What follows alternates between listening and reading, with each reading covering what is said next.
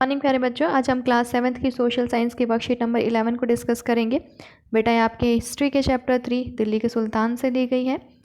So let's start बच्चों, worksheet start करते हैं। बेटा यहाँ पर आपको कुछ इमेजेस दिखाई गई हैं। ये अलग अलग मस्जिद की चित्र हैं। पहले है हमारी कुव्वत अल इस्लाम, थोड़ा सा जूम करके दिखा देती हूँ बेटा मैं आपको। फर्स्ट है ये हमारी कुव्वत अल इस्लाम जामा मस्जिद। सेकंड है बेगमपुरी मस्जिद। थर्ड है बच्चों मोट मस्जिद। और फोर्थ है जमाली कमाली मस्जिद।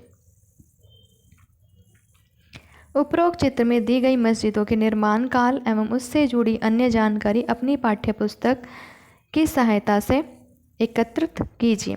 तो बेटा ये जो चित्र ऊपर दिए गए मस्जिद के, इनके बारे में आपकी बुक में डिटेल्स दी गई है, वहाँ से आपको इनके बारे में जानना है। मैं आपको बुक में दी गई डिटेल्स अभी यहाँ पर करा देती हूँ।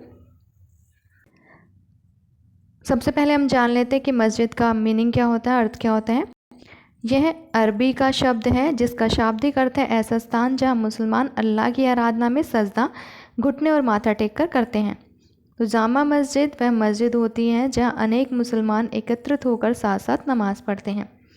बेटा यहाँ पर ये मस्जिद दिखाई गई, पहले जो हमें वर्कशीट में दिखाई गई थी। 12वीं सदी के आखिरी दशक में बनी कुव्वत अल इस्लाम मस्जिद तथा इसकी मीनारें। ये जामा मस्जिद दिल्ली के सुल्तानों द्वारा बनाए गए सबसे पहले शहर में स्थित है और इतिहास में इस शहर को दहली कुहाना यानी पुराना शहर कहा गया है। इस मस्जिद का इल्तुतमिश और अलाउद्दीन खलजी ने विस्तार किया और जो मीनार है बेटा, मीनार 3 सुल्तानों कुतुबुद्दीन ऐबक, इल्तुतमिश और फिरोज शाह तुगलक द्वारा बनाई गई थी। उसके बाद हमारी सेकंड मस्जिद है यहाँ पर बेगमपुरी मस्जिद। ये मस्जिद मोहम्मद तुगलक के राज्यकाल में दिल्ली में उसकी नई राजधानी जहांपना में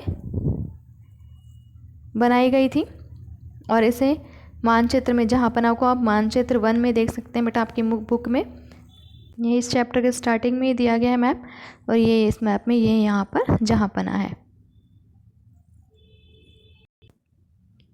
थर्ड है बेटा मोट की मस्जिद जो सिकंदर लोदी के शासनकाल में यह उसके मंत्री द्वारा बनाई गई थी। और फोर्थ हमारी जमाली कमाली की मस्जिद जो 15 के आखिरी दिनों में बनवाई गई थी। तो बेटा आपकी जो भी वर्कशीट आती है उससे रिलेटेड, जिस भी चैप्टर से रिलेटेड होती है वो चैप्टर भी आपको साथ साथ अपनी बुक से पढ़ना होता है ताकि आपको जो वर्कशीट समझने में आसानी हो जाए। तो यहाँ पर हमने चारों मस्जिद के बारे में अपनी बुक में पढ़ लिया है। अब आगे इस वर्कशीट को कंप्लीट करते हैं। दिल्ली के आरंभिक सुल्तान विशेषकर जो इल्तुतमिश थे, वो जो सामंत और ज़मींदारों के स्थान पर अपने विशेष गुलामों को सूबेदार देना ज़्यादा पसंद करते थे। जो दिल्ली के आरंभिक सुल्तान थे वो अपने गुलामों को सूबेदार बनाना ज़्यादा पसंद करते थे और इन गुलामों को फ़ारसी में बंदगा कहा जाता था और इन्हें बच्चों सैनिक सेवा के लिए ख़रीदा जाता था। जो सुल्तान होते थे वो इन गुलामों को सैनिक सेवा के लिए ख़रीदते थे ताकि जब युद्ध हो तो अपनी सेना में वो उनको भर्ती कर सकें, उनको अपनी सेना में भर्ती करते थे। खिलजी तथा तुगलक शासक बंदगा का इस्तेमाल करते रहे और साथ ही अपने आश्रित निम्न वर्ग के लोगों को भी ऊंचे राजनीतिक पदों पर बैठाते रहे। ऐसे लोगों को सेनापति और सूबेदार जैसे पद दिए जाते थे। जो खलजी और तुगलक शासक थे वो क्या करते थे, बंदगा का इस्तेमाल करते थे और जो आश्रित निम्न वर्ग हैं उनको भी ऊंचे पदों पर बैठाते थे, ऊंचे पदों पर नियुक्ति देते थे, जैसे कि सेनापति और सूबेदार की नियुक्ति उनको देते थे। गुलाम और आश्रित अपने मालिकों और संरक्षकों के प्रति वफादार रहते थे। जो गुलाम होते थे और जो आश्रित वर्ग थे वो अपने मालिकों के प्रति वफादार होते थे, लेकिन जो उनके उत्तराधिकारी होते थे उनके प्रति वो वफादार नहीं होते थे, क्योंकि जो नए सुल्तान होते थे उनके अपने नौकर होते थे, वो उनके नए होते थे सारे सूबेदार सेनापति। तो जो पुराने सेनापति होते थे और जो नए सेनापति होते थे, नए सरदार पुराने सरदार, इन दोनों में क्या होती थी, टकराहट, मनमुटाव होने लग जाता था, इनमें नहीं बनती थी आपस में। सुल्तानों की तरह खलजी और तुगलक शासकों ने भी सेना नायकों को भिन्न भिन्न आकार के इलाकों के सूबेदार के रूप में नियुक्त किया। अब जैसे सुल्तानों ने अलग अलग पद पर अपनी नियुक्त किया था लोगों को, इसी तरह से जो खलजी था उन्होंने और तुगलक शासक उन्होंने भी सेना नायकों को अलग अलग आकार के इलाकों के सूबेदार के रूप में नियुक्त किया। और इन इलाकों को क्या कहा जाता था बेटा? इक्ता, इक्ता कहलाते थे। और इनको संभालने वालों को इक्तादार या मुक्ति कहते थे। अब इन मुक्तियों का क्या काम था, ये क्या कार्य करते थे? तो जो मुक्ति होते थे वो सैनिक अभियानों का नेतृत्व करते थे और अपने इक्तों में कानून और व्यवस्था बनाए रखते थे।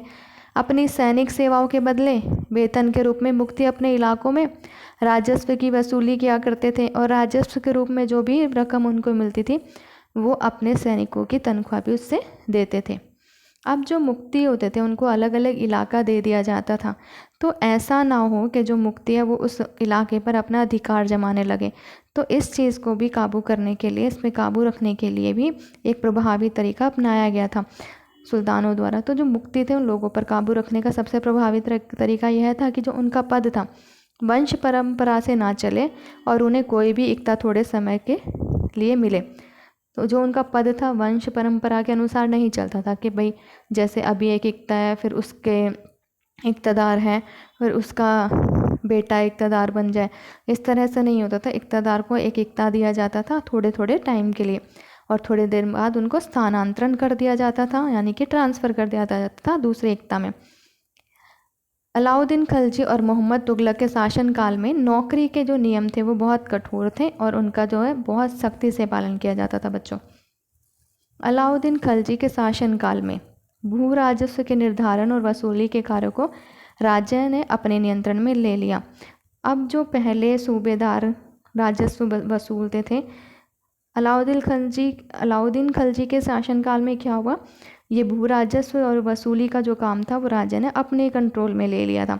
और जो स्थानीय सामंत थे, से कर लगाने का जो अधिकार था, जो सामंत कर लगाते थे वो अधिकार उनसे वापस ले लिया गया और स्थानीय सामंतों को भी कर देने के लिए मजबूर किया गया। अलाउद्दीन खलजी के शासनकाल में 3 तरह के कर होते थे बेटा।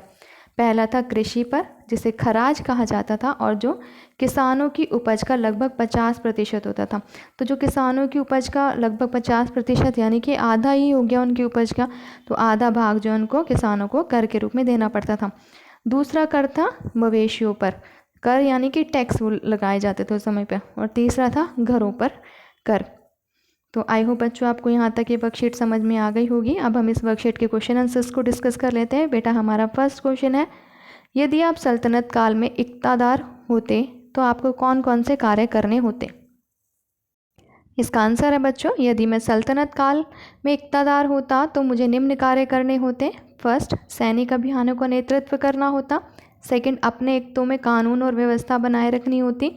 थर्ड, अपने इलाकों में राजस्व की वसूली करनी होती। और फोर्थ, राजस्व के रूप में मिली रकम से ही अपने सैनिकों को तनख्वाह भी देनी होती। सेकंड क्वेश्चन है बच्चों, अलाउद्दीन खलजी के शासनकाल में कर प्रणाली की विशेषताओं का वर्णन कीजिए। तो इसका आंसर है बच्चों, अलाउद्दीन खलजी के शासनकाल में 3 तरह के कर लिए जाते थे जो निम्न है। पहला, कृषि पर कर, जिसे खराज कहा जाता था और जो किसान की उपज का 50% था। दूसरा, मवेशियों पर कर और तीसरा, घरों पर कर। यहाँ वर्कशीट के एंड में हमें कोविड से संबंधित संदेश दिया गया है। कोविड-19 के विरुद्ध जंग में सुरक्षित रहने के लिए मास्क पहनें। तो बच्चों, कोविड-19 से बचने के लिए हम सबको मास्क पहनकर रखना चाहिए ताकि हम कोरोना को हरा सकें। तो यहाँ पर हमारी वर्कशीट कंप्लीट होती है। आई होप बच्चों आपको ये वर्कशीट समझ में आ गई होगी। अगर आपको कोई भी डाउट है तो कमेंट सेक्शन में कमेंट करके पूछ। अगर आपको वर्कशीट समझ में आ गई है और वीडियो अच्छी लगी है तो वीडियो को लाइक कीजिए, शेयर कीजिए और अगर अभी तक आपने चैनल को सब्सक्राइब नहीं किया है तो चैनल को सब्सक्राइब कर लीजिए ताकि आगे आने वाली वीडियोज़ की नोटिफिकेशन आपको टाइम से मिल सके। बाय बाय बच्चों, हैव अ गुड डे प्यारे बच्चों।